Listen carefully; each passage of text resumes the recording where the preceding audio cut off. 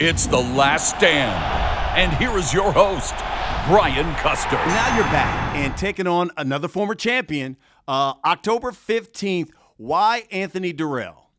With the type of fight that I had with Canelo and doing as well as I did, I wanted a big fight coming right back. I could have took a no name or just got my feet wet, got back in there and got one. But, I want to try to carry this momentum.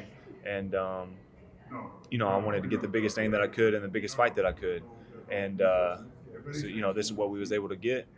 And so here we are. You two certainly have some history because Dirrell told the boxing scene, and I'm quoting him, quote, "I know he's going to get on his bike and move like he do in every fight. Last thing he wants to do is tangle with the dog. But we got plans for him. We got things to stop him from doing that," end quote. What's your response to that? I think that's just stuff that sounds good for the camera. Those are things that he's supposed to say. And, he's a dog and this and that. But, it's things like I'm cut from a different cloth and da-da-da-da-da. But, that just sounds good for the camera. He's not going to the Hall of Fame. He's never had one successful title defense. He wants to act like this isn't something that I've seen before. I'm just coming off a fight with Canelo and having a great performance. Jose Uzcategui would have knocked him out.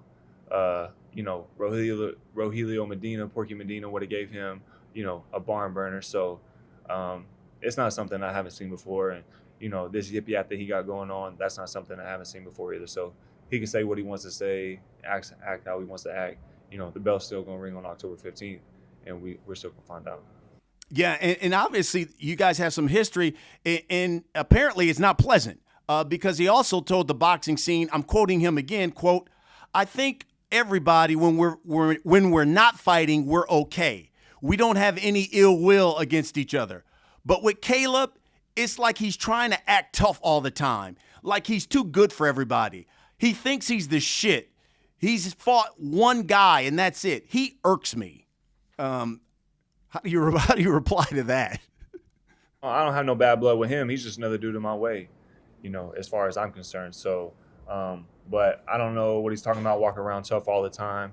You may not see me walking around the fights, holding hands with everybody and, sharing my popcorn with them. But so I don't know what his deal is. And, I think I'm good or I think I'm the shit. You tell me what good boxer don't think that he's good or think he's the shit. So, I'm sure he thinks he's good. I'm sure he thinks he's the shit. But when I think it, it's different. Can you know what I'm saying? Why is it not okay for me to think I'm good or think I'm the man? That don't make no sense to me. So, and even stuff like, oh, I hate him, and I know that's a strong word, but I hate him, and I don't know what his deal is, but that's for him to carry. That's for him to live with.